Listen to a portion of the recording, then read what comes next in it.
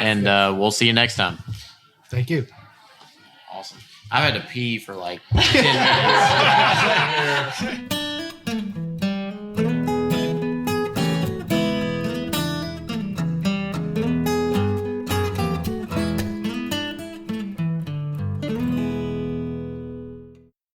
From their bar to yours, Chad and Sarah of the popular YouTube channel It's Bourbon Night bring you their favorite at-home old-fashioned mix with the new Elemental Elixirs Golden Hour Syrup.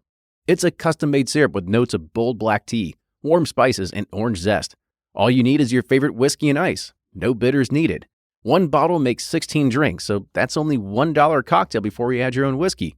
They can also be enjoyed in other cocktails or spirits, mocktails, coffee, tea, and anything you can think of. It's crafted locally in Lexington, Kentucky, and you can get your bottle now at whiskeyambitions.com. Always find what you love at Total Wine & More. With so many great bottles to choose from at the lowest price, it's easy to find your favorite Cabernet or a new single-barrel bourbon to try with some help from one of their friendly guides. And with every bottle comes the confidence of knowing you just found something amazing. With the lowest prices for over 30 years, find what you love and love what you find only at Total Wine & More. Curbside pickup and delivery available in most areas. Visit TotalWine.com to learn more. Spirits not sold in Virginia and North Carolina. Drink responsibly and be 21. Ed Bly and Rising Tide Spirits are back again with a new release of Old Stubborn Bourbon. And this release of Old Stubborn is a premium hand marriage of 10, 11, and 12-year cask strength, barely filtered pot still bourbon. It comes in at a staggering 123.8 proof. And the flavoring grain for this one, which the last one was wheated, but this time it's now rye. Rich, sweet, and bold with a long finish that's sure to be another eye-opener. You can order online at Sealbox or thebourbonconcierge.com, and you can even purchase in person at Revival Vintage Spirits, and even now with very few select stores in Kentucky. You can get it now while you can, but be sure to do it because it's not going to last long. Play Whiskey Wednesday, Round 11, the memory game. Until June 26, each week you can win one of our 12 incredible grand prizes. Select $2 at checkout. And if they match on drawing night, you'll win that bottle. Not a match? No worries. You still score a Weller 12-year. Every $5 ticket gives you 5 chances to win, including 4 weekly bonus prizes. Get your tickets now at give270.org. Charitable Gaming License ORG 0002703. Do you ever pour yourself a bourbon, swirl it around, and then start struggling to come up with tasting notes? And perhaps you're also looking for a good Father's Day gift idea. Well, you can now solve both with a kit from Knows Your Bourbon. And unlike other nosing kits on the market, Knows Your Bourbon kits feature real ingredients for the most authentic aromas. You can smell real Tahitian vanilla bean instead of some synthetic aroma that's just made from chemicals. So head on over to knowsyourbourbon.com. and enter code BP10 for 10% off your order.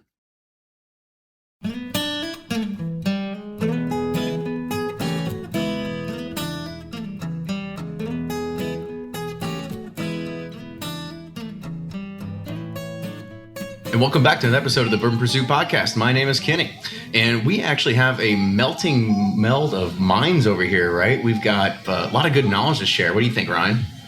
Yeah, I mean, a lot more knowledge than we have. I mean, a lot of respectable people in the bourbon industry here. So I'm really excited. We've had a great conversation thus far, and I'm excited for our guests to tune in on it. Yeah, so I guess let's go ahead and introduce our guest tonight because we don't really want to slow this up with any kind of like bullshit intros, right? So let's start it off. So today we have Maggie Kimberl, we have Nino Marchetti, and we have the Veach. We have the famous Michael Veach on the podcast tonight. So Michael, welcome because you're a first timer here. My first time on your podcast.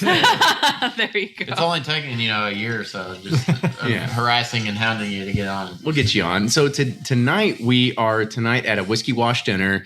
We had to want to get everybody together, kind of just talk about other things we've been doing, the fun, the bourbon. We're at the fabulous Down One Bourbon Bar, we should mention, in the Speakeasy Room. Yeah, we just all drank copious amounts of bourbon, so everything you hear tonight is NSFW. And baby, gonna be fun. And we had tons of pork. So, but even with that, so we're at Down One, and Down One has they have their own Maker's 46 blend, and it was actually Michael that said like you guys need to try these. And what do you want to pair them with? Go ahead and just kind of talk about like your bourbon. They're dates, bacon wrapped dates with their Maker's house barrel. And we don't say blend by the by. Yes. I don't know how you It's a made marriage. it. Yeah, it's yeah. It's a marriage. We batch or we mingle. Right. Technically, blue cheese stuffed dates wrapped in bacon with bourbon maple syrup for $8.99. And we had 2 orders, and we. I highly recommend get some of their single barrel Makers 46, their house select with the dates, and try them together. It's amazing. They are good. It's a match made in heaven. I once did a bourbon tasting where it was a charity tasting. I went to this woman's house and did the tasting, and she had this wonderful fruit tray set out there. And she picked up, we were comparing the bourbons with different fruits and things like that. And I tried a Old Forester signature with a very fresh peach. Ooh. And I said, oh, this is really good. So she picks up a piece of peach and takes a bite and takes a sip of the Old Forester.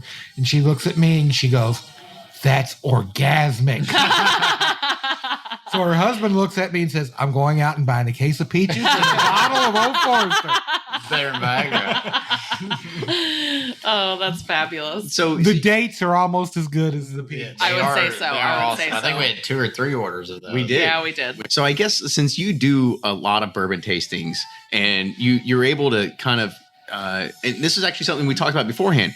So you said that Makers in the 46 kind of marriage, you said it's like one of the most unique things that you've ever been a part of. Kind of talk about that just a little bit because... the Maker 46 barrel selection is a very unique experience, something that I've never experienced before in the barrel selection process, and I've done a lot of them.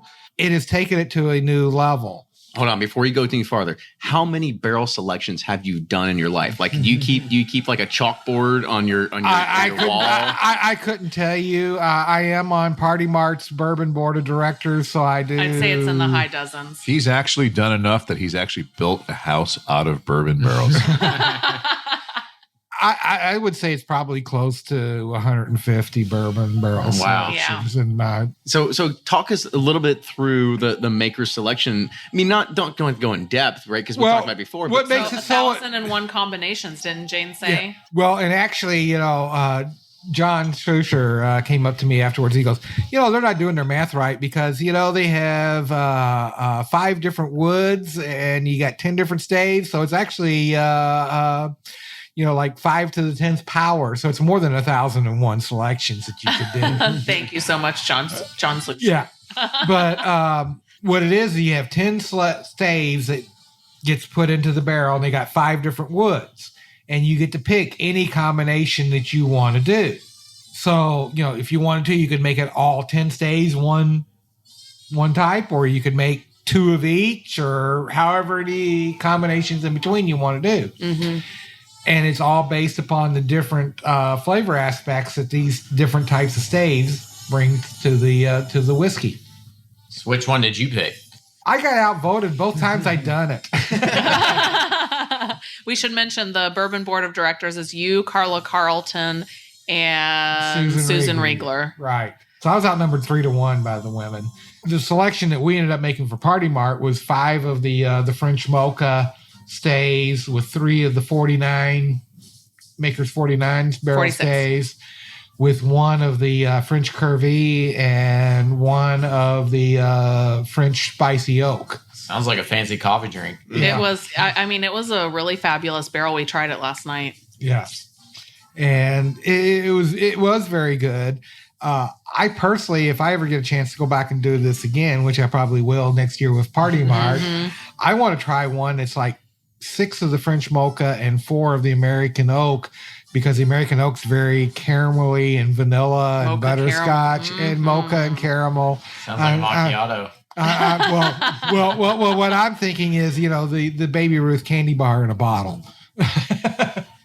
Maggie, you had a really interesting story you were talking about, because if anybody's out there, the word Pappy automatically, like, you get perks blood. the ears up. Oh yeah, you're absolutely. like the freak hair, out. the hair stand up, everything like that. And you had an opportunity to go and deal with the whole Pappy cigar. Yeah, that was really interesting. One of the things we were talking about earlier is, Pappy Co is the merchandise wing of the Old Rip Van Winkle company. And, I fault them not at all for coming up with that extra revenue stream. I think it's genius because there are a lot of people out there making a lot more money on their whiskey than they are. Trying to make money off of it. But yeah, one of the products that they're selling is a Pappy Van Winkle barrel fermented cigar. So this is unlike anything anybody else is doing. It's made by Drew Estate in Nicaragua. But what he's doing is he's taking Kentucky seed, Kentucky grown tobacco, dark air curing it in Kentucky, and then barn smoking it in Kentucky. He then takes that tobacco, ships it down to St. James Parish in New Orleans. They cram 500 pounds of tobacco into a used Pappy barrel, put the screw presses on it, and it starts a fermentation process. And it changes the chemical makeup of these leaves. It actually barrel ferments the leaves. So what's the angel share to that? That I couldn't answer. I don't know. I didn't get quite that technical, although maybe next time.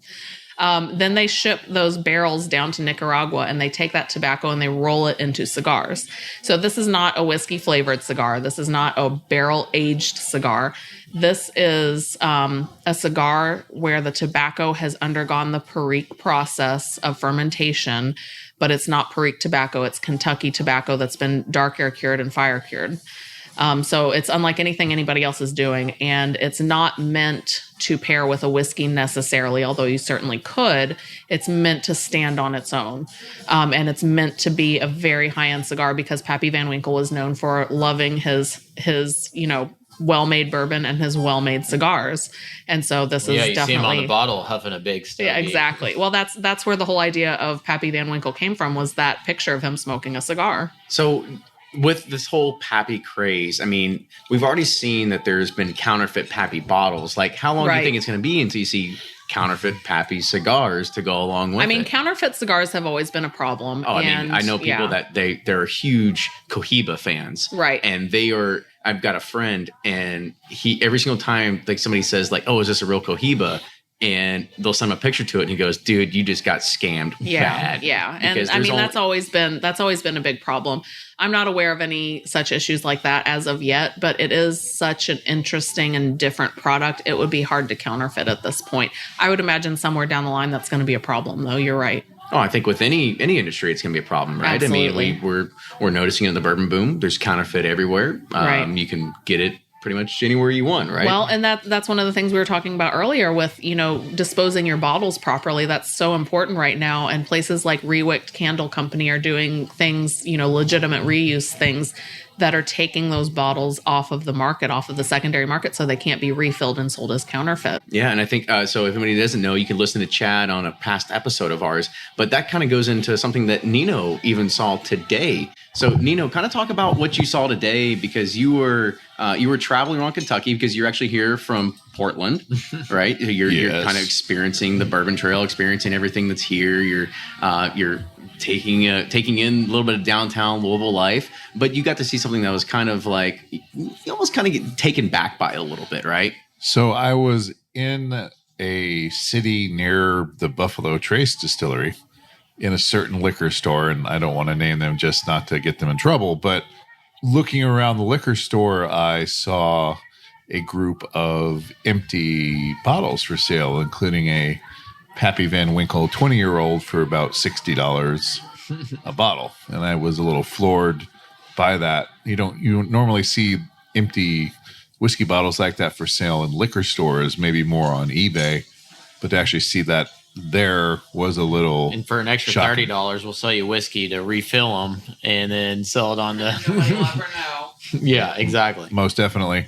But I mean, my time here this week has been spent checking out distilleries, hanging out with folks at those distilleries, and just learning all there is to learn about the history. And God knows there's a lot of history here in Kentucky. And good thing we have a historian with us tonight. Yeah, Most some of it definitely, true. yes. Some of it true, mostly false. Yes. I got a chance, like I said, to walk around Buffalo Trace today with Fred. He is a great tour guide there. Did basically the equivalent of an extended version of the Hard Hat Tour.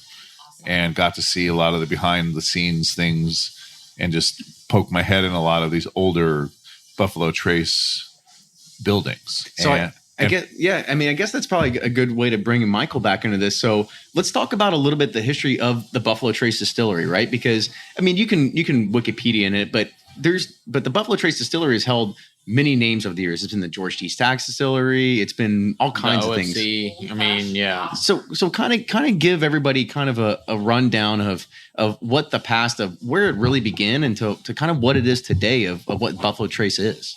Well, that's kind of funny because when Maggie was telling the story about Pappy Van Winkle and the cigars, I was thinking, E.H. Taylor used to buy his Cuban cigars every year.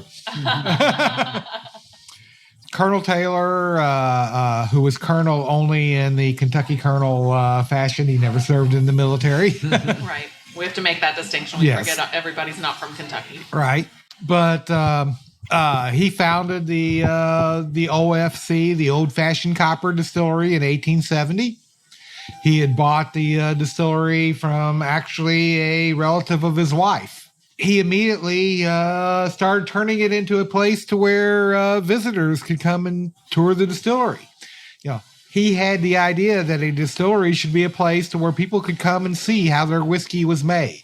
And it should be a place of pristine cleanliness and attractiveness. And he was really revolutionary in that idea. And he really is the father of bourbon tourism. Unfortunately, he lost control of the distillery at the end of the 1870s. He goes on to found the Old Taylor Distillery, and he builds it once again with tourists in mind and builds it as a castle. Now the Castle and Key Distillery. Taylor was a person who believed in quality over quantity. And that's where he fell out with the new owners in the 1880s, the firm of Gregory and Stagg, who bailed him out of some financial trouble at the end of the 1870s in return for control of the old OFC distillery. They believed in quantity over quality as long as they could make money at it. Can we back up a little bit to those financial troubles he was having? I was told today that had to do with his lobbying efforts to keep Frankfort the capital of Kentucky. Oh, no, that wasn't until several years later. That's hearsay. His financial problem was when he sold some of the same whiskey to both Buchanan and Sons and Gregory and Stagg. And I guess they didn't want to share. Right. It was one of those situations at the end of the 1870s. There was a financial run on the banks. There was a lot of political uncertainty because Rutherford B. Hayes was elected president, but his Democratic opponent actually won more votes. The election was thrown into Congress, where the Republican-controlled Congress obviously controlled the election. But what year are we in right now? We're talking 1870s. Yeah, we're like late 1800s, leading into the Civil War, or just after the Civil War. Because that was one of the big problems, is that people thought the Civil War was going to break out again because the Democrat was the candidate of the South. I think it was the election of 1876. E.H. Taylor just had some really bad timing on a lot of his business. Right. And there was an overproduction of whiskey at that same time and everything else. So you had a lot of financial things that added up to where he got into financial trouble so much that he actually considered running away to Peru. So how do you know you wanted to go to Peru? Like, was it in his diary? Like, how do you know? Because of his personal papers. He had letters from he was friends with the ambassador from the United States with Peru. And he's like, I'm coming down. He was like, hey, you still have that guest room down there. And he was like, well, how much would it cost me to come down there and get started over? Let's make some E.H. Taylor cigars in Peru. There you go. Okay, so we're there at that point in history. So how does it lead up into being Buffalo Trace or being George T. Stagg Distillery? Well, George T. Stagg, of course, like I said, Gregory and Stagg bailed him out. Stagg came to Kentucky and took over the business. And it was took over the distillery. The Gregory and Stagg are actually originally from St. Louis. And Stagg came to Kentucky and started running the distillery. Taylor had a fallout with him, mostly with Gregory more than Stagg, but he wasn't happy with either one of them because they both believed in quantity over quality. And he moves to a small distillery that he had bought years before, and his son, Jacob Swigert Taylor, had been running, and he built that up into the Old Taylor Distillery. Stagg ran the distillery until his death. Prohibition comes along. The distillery quits distilling during Prohibition because everybody had to until 1928. Did they have one of the medicinal But licenses, they did. though? Well, Shenli had one of the medicinal licenses, and they were buying their whiskey from Stag. Shenli actually buys the distillery just before Prohibition comes to an end. They own it all the way up until a bunch of Shenli executives get together and decide that they want to buy the distillery and go independent in 1984. And they do that, and it was actually the Ancient Age Distillery by that time, and they ran it as Age International up until Sazerac gained control of it and turned it into Buffalo Trace in the late 90s. Interesting. So you might be new to this, but we're going to ask you all the dumb questions so you can give us all the very smart answers. Right?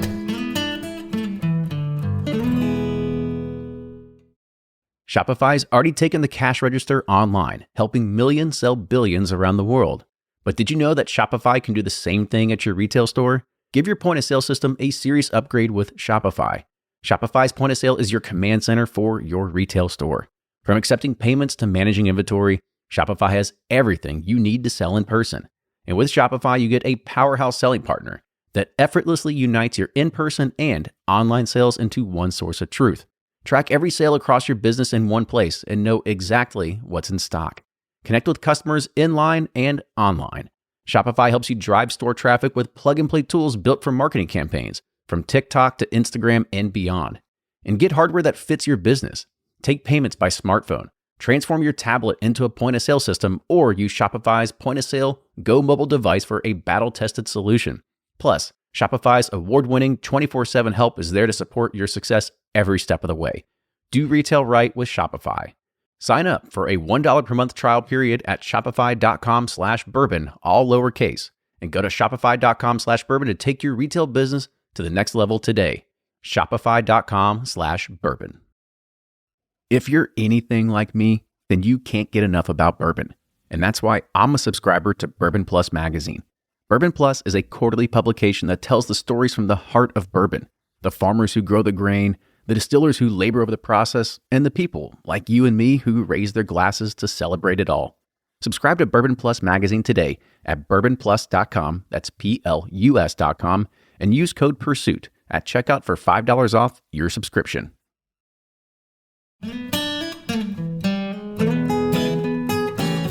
At this point, I think it's we're getting some good information. So, I mean, what else have you got? What else, Nino? You've been here for 3 days now? Yes. So, what have you seen so far that has uniquely intrigued you about Louisville or Kentucky or just bourbon in general? The Bourbon Salon at Oxmoor. Yes. Being at Buffalo Trace today, I got to witness a rare event: the bottling of Van Winkle whiskey. It was rye whiskey, though. Right. So they were bottling, I guess, what will be a summer release. That's not official confirmation. I'm just guessing, depending upon. It usually comes out right before Father's Day. Wait, for the Van Winkle rye? What? You're not talking about like during the 13-year, like this is when everything comes out in the fall kind of rye? They were bottling it now. My assumption would be they're not going to sit on those bottles for the next couple months. Oh, you'd be surprised. You'd be surprised. It's going to sit at distributors. That's what led to the theft. Sat on it too long. Interestingly, they had a supervisor there watching the bottling going on. You mean they don't trust those people anymore? Yeah. Well, I mean, I think one of the cool things about at least the Van Winkle line, because I've actually seen it there. I was there actually when they were bottling Pappy 20 at one point. It was just. I've always wondered what that bulge in your jacket was that day when you left. Yeah, I know. It's crazy, right? Yeah. Keep it quiet. But I mean, I think it's really cool to actually kind of see because in this day and age when everything is so machine driven, everything's so automation driven, because we've actually had an opportunity to go and visit Heaven Hill and we've seen their operation. We understand and what it knows to look at. It's even like a Ford factory. Oh, I mean, even there and Maker's Mark, that really the only thing that people do by hand there is dip in the wax, right? So I think it's really, really neat to kind of see what happens, at least in regards to because it's just one of those brands. It is what it is. But the fact that those are one of the things that everything's still like hand done in regards to labeling, that it seems it's still very organic in nature. When I was at Buffalo Trace, they had 2 bottling lines going in their small hand guided warehouse. So one was the Van Winkle rye, and the other was a Blanton's export for Japan. Ooh. And the black. I actually think it might have been the green. Oh, the special reserve. Okay. Yeah. And they, had folks on both lines filling bottles, putting labels on, putting it in boxes. It was all hands-on, about as old school as you're going to get. Mm-hmm. Now, we're not talking large-scale production there because, you walk a few buildings over and there's Buffalo Trace's more automated system. But, to be on the grounds of a distillery where both happen, Buffalo Trace has such a long history to begin with, is pretty fascinating watching that sort of duality happening on one campus. That's like it. Yeah, when we went to Heaven Hill, they had the huge factory line, and then they're like, and here's the card table where we hand bottle like Henry McKenna and everyone's single barrel, and the Parkers. It's like, 10 by 12 table. I have to say something about this old school. Of course you do. The real old school, which I wouldn't be surprised at all if we don't see some of the craft distillers doing it this way. Photographs of the women bottling the whiskey from the early 1900s, to where they have a copper funnel that they fill the funnel that holds 1 quart, and then they push the button on the funnel and it leases it into the bottle. Wow. Literally 1 bottle at a time. Wow, that would be something. That's old school. Yeah, there you go. Now, speaking of old school meeting new school, I do want to give a shout out to Castle and Key. I've been there this week, and so I guess a good question to kind of throw at you all for that is, everybody's very excited for this, right? Everybody's very excited. Sure. The anticipation. It's we all love it, the fact that we're reviving an old landmark. Right. We understand that they're going to be driving what's called the Bourbon Drinkers Gin as one of their first kind of forays into it. But they have botanicals planted for that already on the foundation of an old warehouse that got torn down. The first warehouse. There you go. Yeah. But what else makes you like so excited for this? Right? Is it just because Marianne Barnes, or is it just Marianne? So I think what you're looking at here. I come from a background that's tech in orientation, so I've really seen how startups evolve. And, we pay a lot of attention at the Whiskey Wash to the craft scene. And definitely what they're doing there is a craft style operation. But whereas a lot of craft these days, we're coming out of a garage, or we're working in a little tiny renovated shoe factory or something like that. What these guys are doing is sort of the ultimate distillery startup, where they are renovating an old historic distillery, 1 building at a time. In some cases, literally having to put glass windows back into the frames of that they fell out of, and try to make it into something that not only will be a distillery making whiskey, but also something that is a tourist destination. Well, even more importantly, they have to clean up generations of mess before them. 40 years plus. Yeah, 40 years plus of people who back in the 1930s didn't realize that asbestos was a bad thing because it was starting, it kept people from catching fire. Right.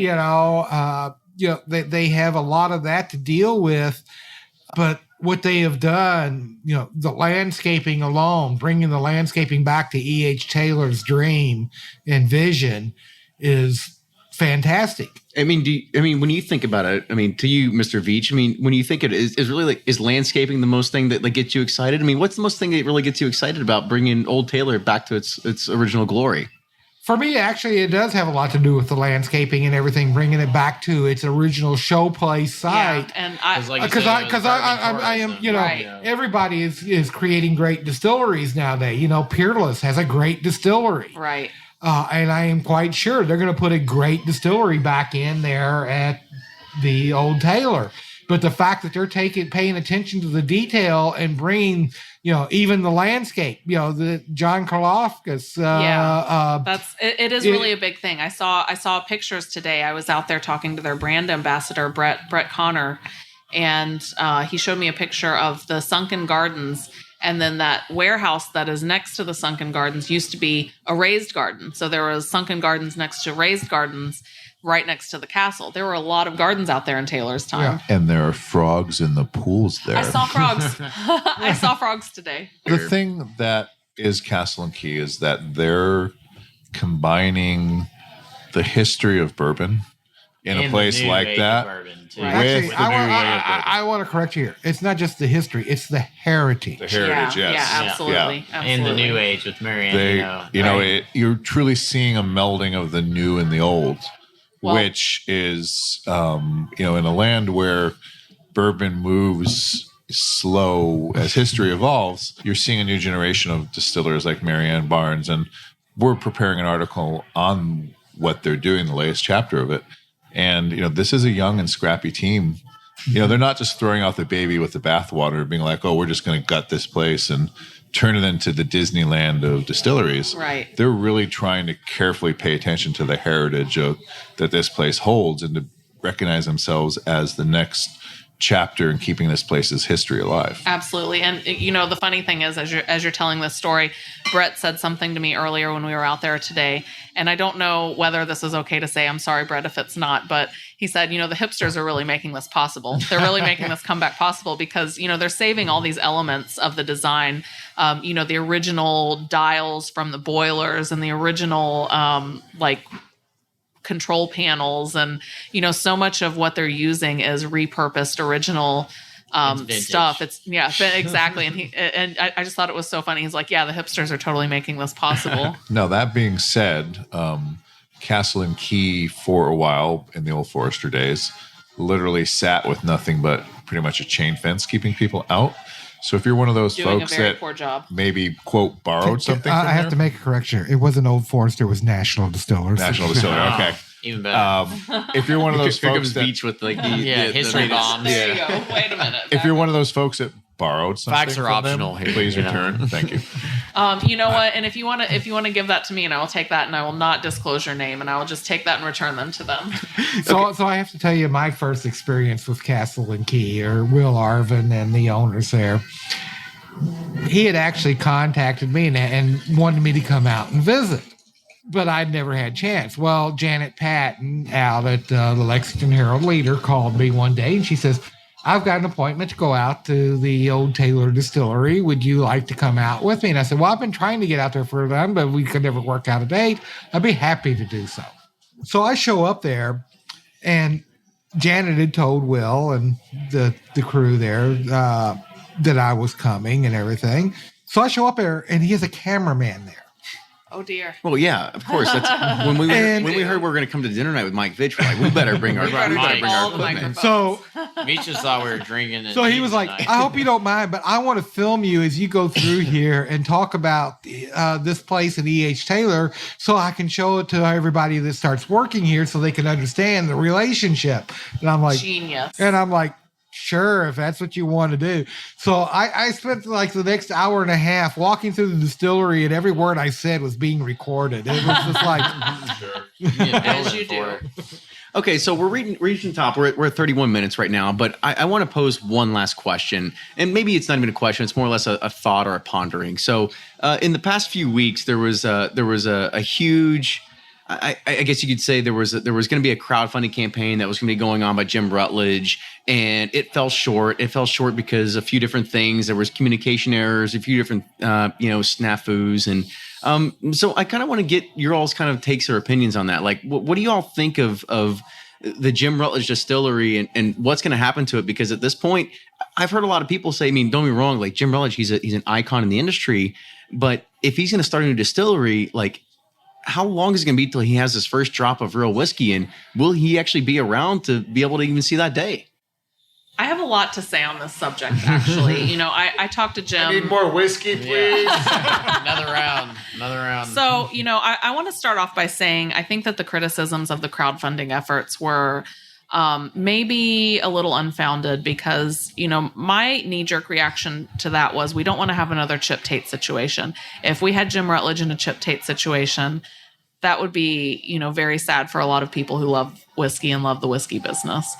I would hate to see Jim Rutledge getting into a situation where he is at the mercy of all of his investors and ends up getting booted out of his own distillery. I think that would be a travesty of the whiskey industry. So, I think maybe what happened there was it was maybe not as well thought out as it could have been.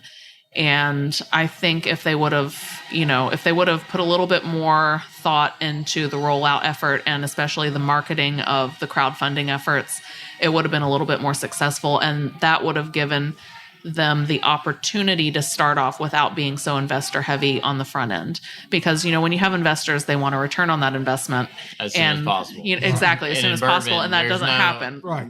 The bourbon industry is very capital intensive. I agree with everything Maggie says. Bourbon is a long-term investment. That's one of the big problems with the bourbon industry through the 1990s. Keeps all the riffraff out. It became, a publicly traded business for the most part, and stockholders want their money now, not 6 years later. My biggest problem with Jim's efforts, and I wish him great success, but I wasn't willing to invest in it myself, simply because he never came out with a successor. Yeah. He is old enough now that I wanted to say, okay, I'm going to start this, and this is somebody I really trust and think will do everything right, just like I want to do it. This is who's going to carry it on by the time, 10 years from now, when the business is going strong and I'm no longer able to carry on because I'm in my late 80s. Yeah. I think what's happened with Rutledge's distillery around crowdfunding is difficult because from the tech sector perspective, when you look at how crowdfunding campaigns are played out, there's an expectation people have when they invest in it that they're going to get something. There is a certain amount of altruism where people will be like, not a coin, not a brick. Right. People really are like, yeah, I'll support it because I love the project. You will always have a certain percentage of people that do that. But the challenge is in today's crowdfunding world, like I said, people want something for what they put in. And when you look at what was available at the different reward levels, and I think Rutledge's team realized that after the fact when they got the criticism, etc., it wasn't what people were expecting they would get out of a distillery. There's an expectation, I think, when people invest in a distillery that they're going to get whiskey. Right. Now, there are a lot of legal challenges around that, which have proven to be difficult for other distilleries going the crowdfunding route. I understand Rutledge's desire to go this way because you definitely see him wanting to build support for his product, for his distillery. Now, the flip side to this, according to what Rutledge had said, is that the campaign did help him attract some outside investors. Now, we don't know who they are or how much that is, whether it'll be enough to carry through his project. Mark Cuban, yeah. To fruition, yes, Rutledge will be on Shark Tank next Friday. But, as far as the long-term prognosis for his distillery, even if it does get off the ground, it's hard to say. Will he be around when his first bourbon comes out? I don't know. I hope so. He's definitely one of the legends of the industry. But it is a challenge to start a distillery as you get up there. Absolutely. Right. Don't get me wrong. I wish Jim a very long and healthy life, but he is of an age now that you have to wonder, is he going to be around 10 years from now, 15 years from now? But I think also I'll say just that, Rutledge is one of a number of true master distillers that have either retired in the last year or been forced out, as there's been a changing of the guard at some of these distilleries. You look at things like Barton's or look at MGP with Greg Metz's sudden departure last week. I think these are guys that will, for the remainder of their days, do what they can to be still tied to the distillery industry because it's in their blood. It's all they know. That's what they've done. They've been day, doing it. day. They're from a generation where I got in the distillery at age 18, starting in the bottling room. Right. And now at 82, I'm the retiring master distiller. I don't know what else to do now. So let me go back to this because it's what I love. Right. So I'll kind of close it out and can kind of give my last thoughts on it. I think he made a very, very bold move in trying to say like, oh, we're going to try to raise almost $2 million through crowdfunding, right? Like I think when you look at anything that's on Indiegogo or Kickstarter or anything like that, to raise $2 million is absolutely absurd. Like it's just not going to happen, right? Like 500,000, couple hundred thousand, it's doable, right? Because and as Nino kind of hinted at earlier, like you have to. There's just something that people want back in return for their money. They want to be able to get something and be like, yeah, I invested in this and I want an early product of it, right? That's kind of the thing. Like I want the POCs. I want a chance to go and sample the barrels when they're there, all that sort of thing, right? And I think that might have been what they're missing, but as we all said, we all have a great deep respect for Jim, and we all hope the best in whatever this is to come. And we'll kind of have to just kind of see what's going to happen here in the next few years and how it's all going to kind of play out. So with that, let's go ahead and we'll close out the show. So thank you again, everyone, for listening. Thank you, Maggie. Thank you, Nino. And thank you, Mr. Michael Veach, for finally being on the podcast for the first time ever. Hopefully, we're going to get you on again. I'm going to hold you to it. You'll stop getting emails from Kenny harassing you. Can we get the check, please? Thanks to Whiskey Wash for our fine dinner. Yes. So if you like what you hear, make sure you subscribe to us on Facebook. Subscribe to us on iTunes, but also make sure you like us on Facebook and Instagram and Twitter, all those great social media channels. Also subscribe to us on Patreon. That's patreon.com/Bourbon Pursuit. We're crowdfunding. We need your cash. And we'll give you something instantly. We'll give you stickers and koozies. You don't have to wait 6 years for that. And we're not raising $2 million. That's right. No, if you have any show suggestions, feedback, comments, we greatly appreciate it. And appreciate you guys coming out and having us here for dinner. It was a great time. Thanks, guys. And we'll see you next time.